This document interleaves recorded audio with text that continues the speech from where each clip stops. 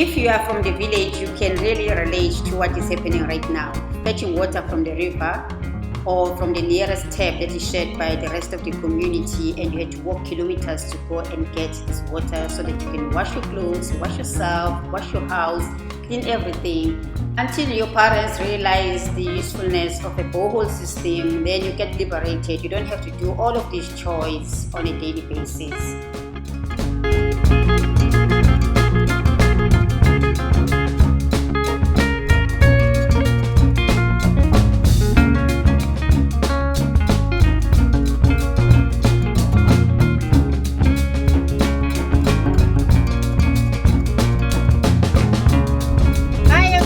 Welcome back to my channel and thank you for tuning in. My name is Borehole. I am a lifestyle blogger from South Africa. If you're new on this channel, you are very much welcome, and please do not forget to subscribe, like, share and comment on this video.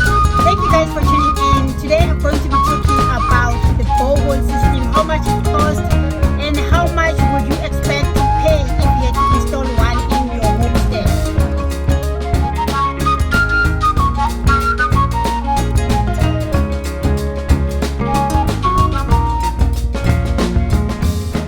During this season when rain is pouring and we are just having plenty of it, we are very much happy in the rural areas of South Africa because water is very scarce, especially when it is the dry season.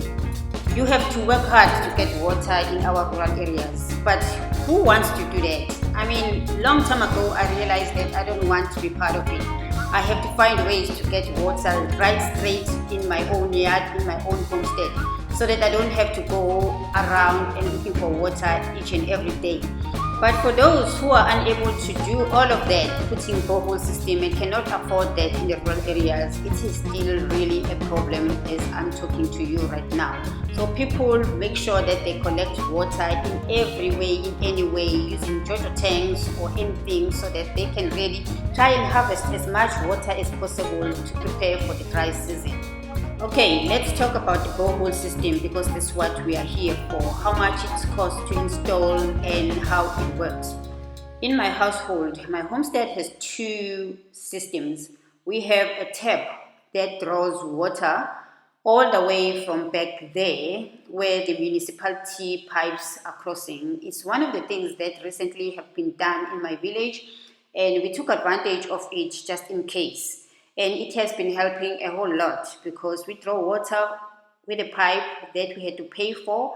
It comes all the way up to here in our own yard, and we are able to get water. But sometimes it is very difficult for us to get water because we are uphill. That's number one. And number two, because the water is shared among so many people. Other people do not have taps in their own yards, because you have to pay money to be able to draw a pipe that comes all the way into your house. So we had a borehole system that we installed long time ago when we acquired this land and we started building. Then it was very cheap and it only cost us 16,000 rand to put together the whole borehole system, which runs all the way to these pipes, to these tanks that I'm showing you right now. And it supplies water throughout the whole house. As you can see, we're in a double-story house, so we need a lot of water that can be able to supply from upstairs, downstairs, and everywhere. So that's the system that we used to use, and we continued to use up until we had a problem with our borehole system, and we didn't realize that the problem was going to cost us a lot nowadays. So recently we decided to just look at it and find out what is wrong with our borehole system because it was not working.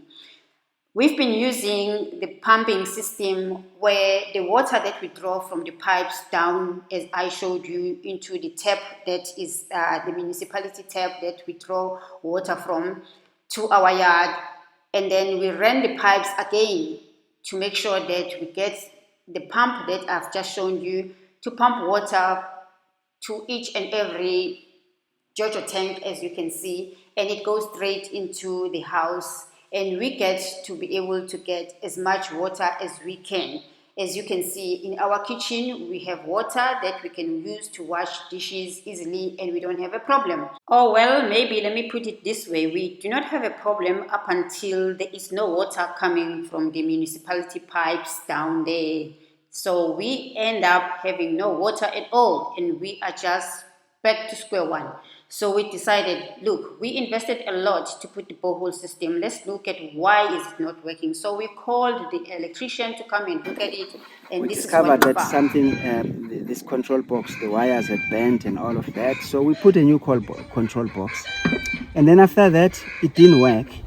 So we had to take the cable, pull the cable out, 120 meters out, to get to the water pump and the motor. And we also discovered that the motor also was broken. So we replaced that. Stop.